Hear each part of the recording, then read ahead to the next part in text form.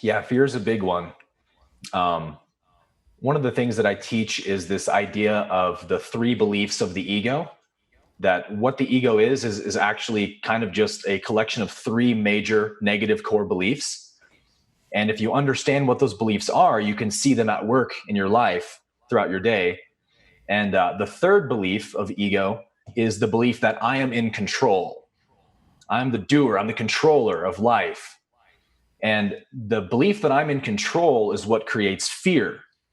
Because if you think about fear, right? Anxiety, paranoia, panic attacks, stress, worry, all these different variations of fear, it's when you believe you're losing control of something or you don't have control.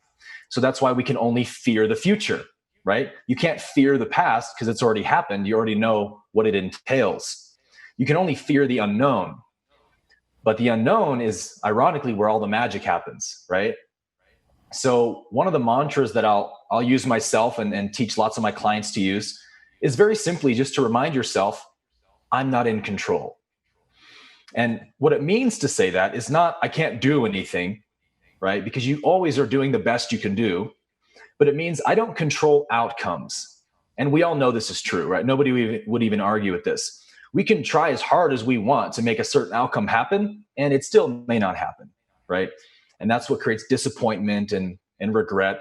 So if you just learn how to live, and again, this is a practice, you can't just kind of snap your fingers and remove fear from your life forever, but get in the habit or the practice of seeing life as being something that you're not separate from, but one with, meaning life itself is in control, not you as a separate entity, like here I am, and then here's life outside of me, and I can grip life by the horns and control it and make it do what I want, right? Right. The more you try to do that, you're guaranteeing you're going to fear your future and regret your past, because most of the things you want to happen probably aren't going to happen, right?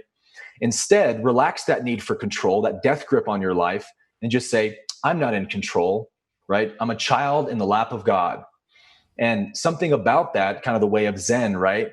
By letting go of control, you actually sort of gain control because you learn how to flow with life rather than always clinging to it or pushing it away.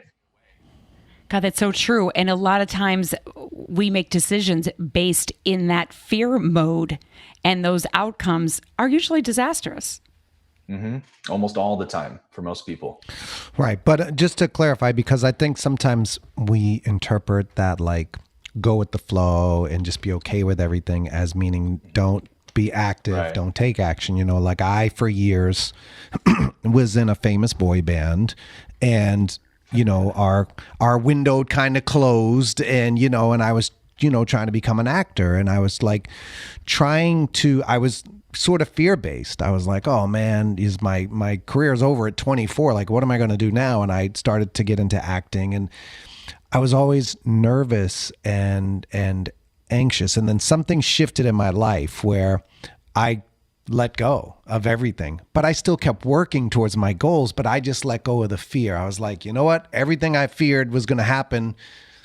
It might or not, might happen or not right now, but what am I going to do? I'm here. It's, you know, there's a major shift happening in my life, and I just let go. And suddenly all the years of work started paying off.